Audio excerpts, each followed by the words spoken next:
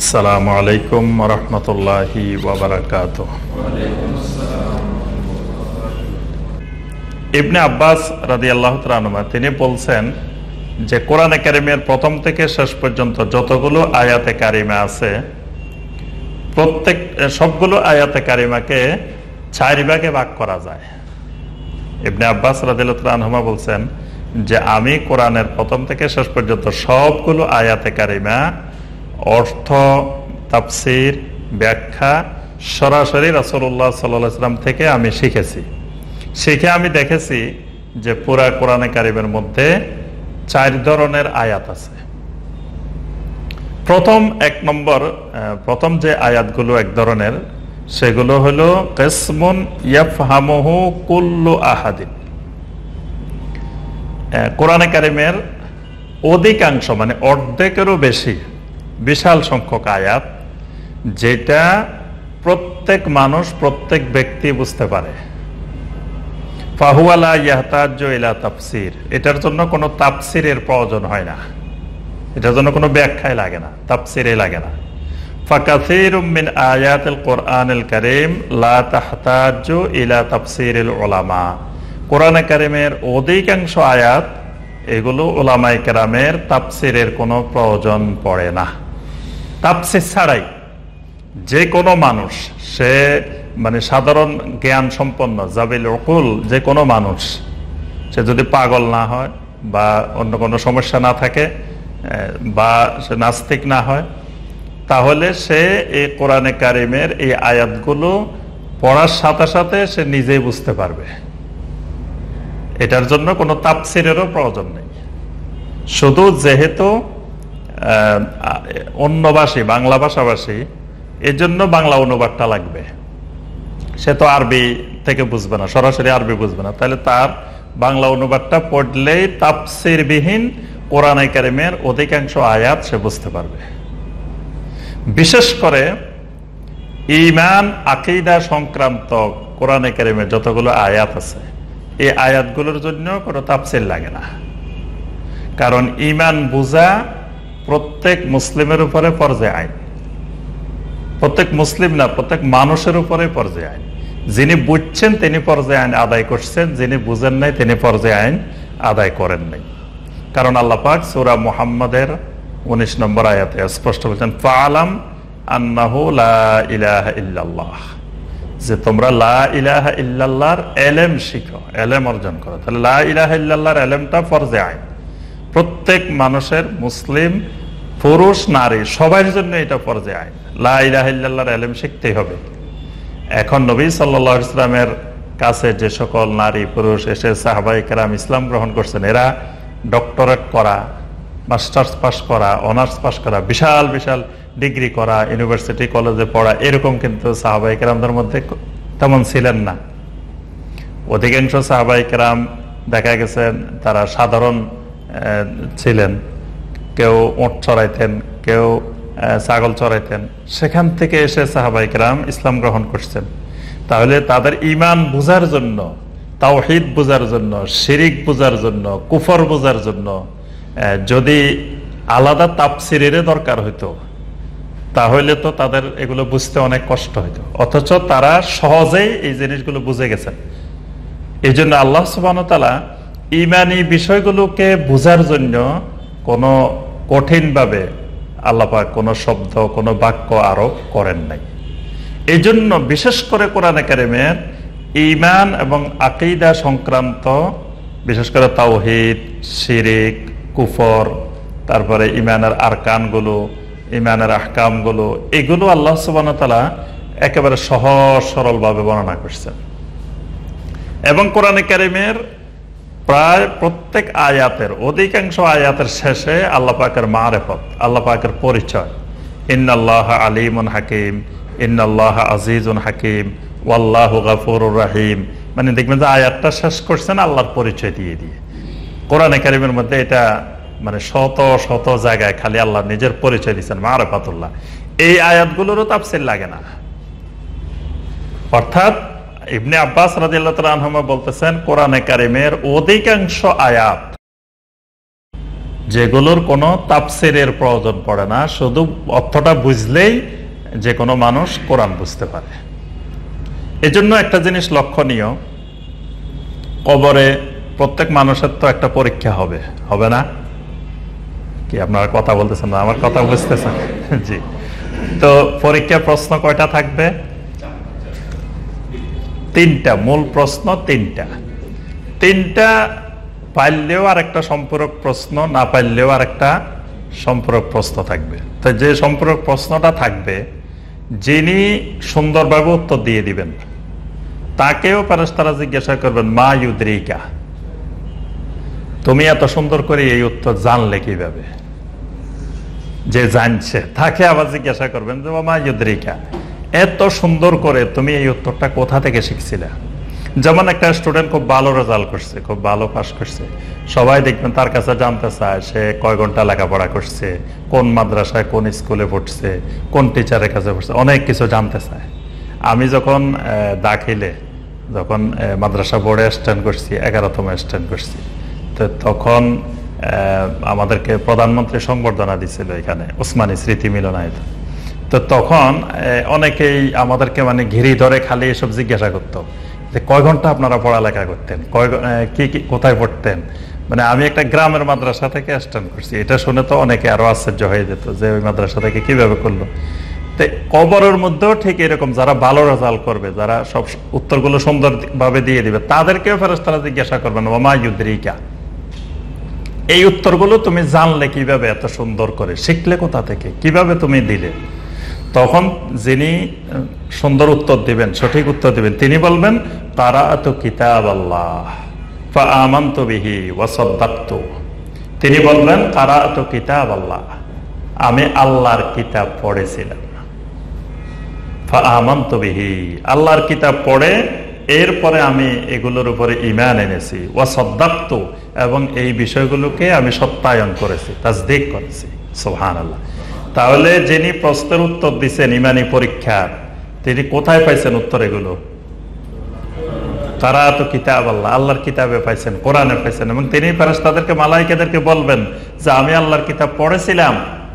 তাহলে আল্লাহর কিতাব না পড়লে প্রশ্নগুলোর উত্তর খুঁজে পাওয়া যাচ্ছে না। তাহলে এখানে আপনি পরীক্ষা পাস করতে হলে আল্লাহর কিতাব লাগবে, কিতাব পড়তে হবে, কিতাব জানতে হবে, কিতাব বুঝতে হবে। আচ্ছা, আবার যে প্রশ্নের উত্তর দিতে পারেনি, যে বলতেছে হা হা লা আদরি, লা আদরি, আমি তো জানি না, এগুলো তো জানার চেষ্টাও করিনি, তাদেরকেও মালায়েকারা বলবেন ফায়ুকালু লা দারাইতা ওয়ালা তালাইতা, বলবেন যে লা দারাইতা ওয়ালা তালাইতা, কি ব্যাপার, তুমি দুনিয়াতে দাঁড়াইতা মানে নিজে নিজেও জানো নাই, ওয়ালা তালাইতা, তুমি তেলাওয়াত করেও জানতে পারো নাই। যে জানবে না তাকে ফেরেশতারা বলবেন যে তুমি দাঁড়াইতা মানে নিজে নিজে জানা, আর তালাইতা মানে তেলাওয়াত করে জানা। তাহলে প্রশ্নগুলোর যে উত্তর দেয় নাই, সে তাকেও মালায়েকারা বলবেন যে তুমি যদি তেলাওয়াত করতে, তাহলে তো তুমি উত্তর এগুলো পেয়ে যেতে। তাহলে তুমি কি তেলাওয়াত করেও জানতে পারো নাই? তাহলে এই তেলাওয়াত, কোরআন তেলাওয়াত করা মানে শুধু উচ্চারণ, আরবি উচ্চারণ করা না, আরবি উচ্চারণের পাশাপাশি বোঝাটাও তেলাওয়াতের আওতাভুক্ত। এই জন্য মালায়েকারা দেখেন দুইজনকে বলতেছেন, যে পারতেছে না তাকে বলতেছে ওয়ালা তালাইতা, মানে তুমি তেলাওয়াত করো নাই। তো যদি সে মানে শুধু আরবিটা তেলাওয়াত করতো, তো হে তেলাওয়াত করেই তো বুঝতে পারতো না। মালায়েকারা বলতেছেন ওয়ালা তালাইতা, মানে তুমি তেলাওয়াত করো নাই, তেলাওয়াত করো নাই মানে তুমি বুঝো নাই কেন, কোরআন তেলাওয়াত করে বুঝতা। আর যিনি উত্তর দিয়েছেন তিনিও বলতেছেন কারাআতু কিতাবাল্লাহ, আমি আল্লাহর কিতাব পড়ে জানতে পেরেছি। তাহলে আল্লাহর কিতাব পড়া মানে আল্লাহর কিতাব বুঝা না। মুসলমানও হইতে পারে অথবা মুশরিকও হইতে পারে। মানে যিনি কারাআতু কিতাবাল্লাহ বলছেন উনি তো মানে মুসলিম, আমরা প্রশ্ন পরে করব। আর যিনি উত্তর দিতে পারেন নাই তিনি মুসলিমও হইতে পারেন, অমুসলিমও হইতে পারে, দুইটাই হইতে পারে। এই জন্য মালায়েকারা তাকে বলবেন যে লা দারাইতা ওয়ালা তালাইতা, তুমি নিজে নিজেও বুঝো নাই বা তেলাওয়াত করেও বুঝো নাই। তাহলে আমরা প্রথম যে কথাটা বলছি, ইবনে আব্বাস রাদিয়াল্লাহু তাআলা আনহুমা বলতেছেন যে কোরআনে কারিমের অধিকাংশ আয়াত এগুলো তাফসীর প্রয়োজন হয় না, এগুলো শুধুমাত্র অর্থ বুঝলেই এগুলো বোঝা যায়। আর কোরআনে কারিমের আরেকটা অংশ আছে, কিছু আয়াত আছে এগুলো বোঝার জন্য কাওয়াইদুল লুগা আল আরাবিয়া, আরবি কাওয়াইদ জানতে হবে, আরবি ভাষার আরবি ব্যাকরণের অনেকগুলো নিয়ম কানুন জানা লাগবে, যেমন নাহু জানা লাগবে, সরব জানা লাগবে, কিছু আছে এলমুল মানি, এলমুল বায়ান, এলমুল বদি, মানে বালাগাতের বিভিন্ন বিষয় জানতে হবে, ব্যাকরণের বিষয় জানতে হবে। ব্যাকরণ বা বালাগাত আরবি ভাষাগত বিষয়গুলো না বুঝলে ওই আয়াতটা সঠিকভাবে বোঝা যাবে না। এখানে আবার দুই ধরনের ভাষাগত দিক আছে। এক ধরনের আছে খুবই মানে উচ্চাঙ্গের সাহিত্য, উচ্চাঙ্গের ব্যাকরণ, উচ্চাঙ্গের বালাগাত, এটা আবার আম ওলামায়ে কেরাম বুঝবেন না। এটার জন্য মানে বিশেষজ্ঞ আলেম যারা এসব বিষয়ে পারদর্শী তারা বুঝবেন। আর কিছু আছে সাধারণ কাওয়ায়েদ, সাধারণ নিয়ম, সাধারণ ব্যাকরণ, এগুলো সবাই বুঝবেন। এইরকম কোরআনে কারিমে কিছু আয়াত আছে। তাহলে এই আয়াতগুলো কি করবে সাধারণ জনগণ? এই আয়াতগুলো শুধু অর্থ পড়ে বুঝবে না, এই আয়াতগুলোর জন্য তাফসীর লাগবে, যে তাফসীরে ওই ভাষা বিশেষজ্ঞরা ভাষাগত ব্যাখ্যা দিয়েছেন। দেখবেন কোরআনে কারিমের তাফসীরগুলোতে ভাষাগত ব্যাখ্যা আছে। বিভিন্ন তাফসীরে কবিদের কবিতা নিয়ে আসা হয়েছে, তারপরে নাহু সরফের বিভিন্ন কায়দা নিয়ে আসা হয়েছে, বালাগাত নিয়ে আসা হয়েছে, এটা ও কোরআনকে বোঝার জন্য। আবার কিছু আয়াত আছে এগুলো যারা আর রাসিখুনা ফিল ইলম, অর্থাৎ এলমে যাদের গভীরতা আছে, আল্লাহ যাদেরকে এলমের মধ্যে গভীরতা দিয়েছেন, এরা এই আয়াতগুলোর সঠিক তাফসীর বুঝতে পারেন। এই আয়াতে কারিমাগুলো বুঝতে হলে তাফসীর লাগবে। নিজে নিজে নিজের মন গড়া, নিজের হাওয়ার অনুসরণ করে, মানে নিজের মত অনুযায়ী, নিজের বুঝ অনুযায়ী এই আয়াতগুলো বোঝা যাবে না। এগুলোকে বলা হয় যে মা ইয়ারিফুল উলামা আর রাসিখুনা ফিল ইলম, মানে এগুলো শুধুমাত্র ইলমে আল্লাহ যাদেরকে গভীরতা দিয়েছেন এরকম রাসিখুনা ফিল ইলমেরাই শুধু বুঝেন।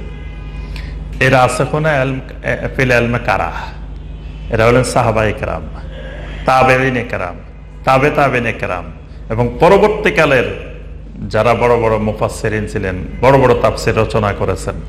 সাহাবায়ে কেরামের মধ্যে ইবনে আব্বাস, ইবনে মাসউদ, তারপরে উবাই ইবনে কাব রাদিয়াল্লাহু তাআলা আনহুম, তারপরে তাবেঈনদের মধ্যে কাতাদা, মুজাহিদ, সাঈদ ইবনে জুবায়ের, হাসান আল বসরি রাহিমাহুমুল্লাহ, এইরকম যারা, এদেরকে বলা হয় আর রাসিখুনা ফিল ইলম। এই আয়াতে কারিমাগুলো এদের থেকে বুঝতে হবে। এটাকেই বলা হয় যে সালাফদের ফাহাম অনুযায়ী কোরআন বোঝা, মানে এগুলো নিজের হাওয়া বা নিজের অর্থ পড়ে সরাসরি নিজে বোঝা যাবে না, সালাফদের বুঝ অনুযায়ী, সালাফদের মত অনুযায়ী বুঝতে হবে। যেমন আমাদের দেশে ইয়া আইয়ুহাল্লাযীনা আমানুত্তাকুল্লাহ ওয়াবতাগু ইলাইহিল ওয়াসিলা, সূরা আল মায়েদার এই 35 নম্বর আয়াত। এই আয়াত পড়লে মানুষ নিজে নিজে বুঝে ফেলে, তাফসীর লাগে না, ব্যাখ্যা লাগে না। বা এই আয়াতে ইবনে আব্বাস কি বলছেন, ইবনে মাসউদ কি বলছেন, হাসান আল বসরি কি বলছেন, কাতাদা কি বলছেন, মুজাহিদ কি বলছেন, সুদ্দি কি বলছেন, এটা আর দেখা লাগে না। সে নিজেই বুঝে গেছে যে আল্লাহ বলছে উসিলা দিতে হবে। এই জাতীয় আয়াতগুলো নিজে নিজে বোঝা যাবে না, এগুলো সালাফদের রাসিখুনা ফিল ইলম যারা, তাদের ব্যাখ্যাটাকে গ্রহণ করে ওইভাবে বুঝতে হবে। এই জাতীয় কোরআনে কারিমে কিছু আয়াত আছে। আবার কিছু আয়াত আছে মা লা ইয়ালামু তাবিলাহু ইল্লাল্লাহ, এগুলো আল্লাহ ছাড়া এগুলোর সঠিক ব্যাখ্যা আর কেউ জানেন না। যেমন কোরআনে কারিমে হুরুফে মুকাত্তাআত গুলো আছে, এরকম আরো কিছু আয়াত আছে যেগুলো এরকম কেউ বুঝবে না আল্লাহ ছাড়া। এইগুলোকে শুধুমাত্র মানে নিজে না বোঝার চেষ্টা করে, এগুলাকে যেভাবে বর্ণনা করা হয়েছে শুধু ঈমান আনতে হবে।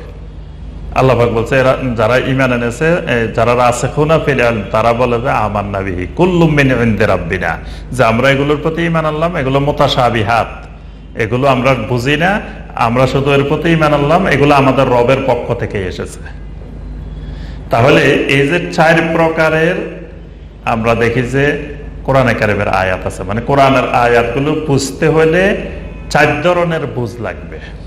তো প্রথম ধরনের যে আয়াতগুলো, অধিকাংশ যে আয়াত, ইমানি আয়াতগুলো, আকীদার আয়াতগুলো, এগুলো তাফসীর ছাড়াই অর্থ পড়ে বোঝা যাবে। আর বাকি 3 রকমের যে তাফসির যে আয়াতগুলো আছে এগুলো বোঝার জন্য আহলুস সুন্নাহ ওয়াল জামাতের আকীদা এবং মানহাজ অনুযায়ী যে তাফসিরগুলো লেখা হয়েছে সেই তাফসির থেকে বুঝতে হবে। যেই তাফসিরে সালাফদের মতগুলোকে সালাফদের তাফসির অনুযায়ী তাফসির করা হয়েছে সেই আলোকে তাফসির বুঝতে হবে। তাহলে আমরা ইবনে আব্বাস রাদিয়াল্লাহু তাআলা আনহুমার এই বক্তব্য থেকে যে জিনিসটি পেলাম যে কোরআনে কারীম সবাইকেই বুঝতে হবে এবং যিনি আলেম নন তাকেও কোরআন বুঝতে হবে, কারণ ইমানি আয়াতগুলো বোঝার জন্য আলেম দরকার নেই। অর্থ পড়লেই তিনি ইমানের বিষয়গুলো অধিকাংশ আয়াত তিনি বুঝতে পারবেন। আর বাকি আয়াতগুলো বোঝার জন্য তাকে তাফসিরের সাহায্য নিতে হবে। আলহামদুলিল্লাহ এখন তো তাফসির বাংলা ভাষায় অনুবাদ করা আছে অনেক তাফসির। তাহলে মানুষের জন্য কোরআন বোঝা সহজ আর কোরআন বোঝা অত্যাবশ্যক।